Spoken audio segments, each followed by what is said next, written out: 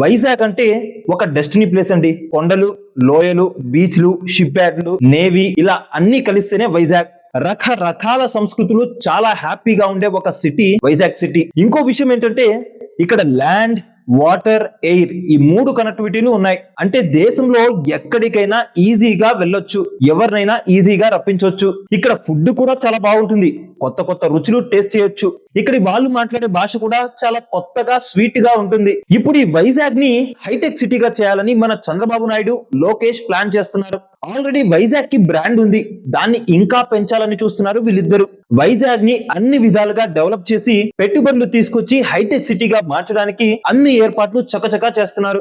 Vizag hitech city అవ్వడానికి ఏమేం qualifications ఉన్నాయో తెలుసుకుందామా? ముందుగా ఇక్కడ సముద్రం ఉంది, షిప్ యార్డ్ ఉంది, దానివల్ల బిజినెస్ బాగా చేయొచ్చు. ఇంకోటి ఇక్కడ నేచర్, ఎన్విరాన్మెంట్, ఉద్యోగులు హ్యాపీగా పనిచేయడానికి చాలా బాగుంటాయి. ఇంకా రోడ్లు, రైలు, ఎయిర్పోర్ట్ అన్ని ఉన్నాయి. పవర్, వాటర్ సప్లై కూడా ఇక్కడ ఉండేటువంటి కర్మాగారాలు కావచ్చు, ఫ్యాక్టరీస్ కి కావచ్చు, సర్ప్లస్ గా ఇవ్వడానికి అయితే అవైలబిలిటీలో ఉంది. ఇంజనీరింగ్ కాలేజీలు, చాలా ప్రొఫెషనల్ కాలేజీలు ఉన్నాయి.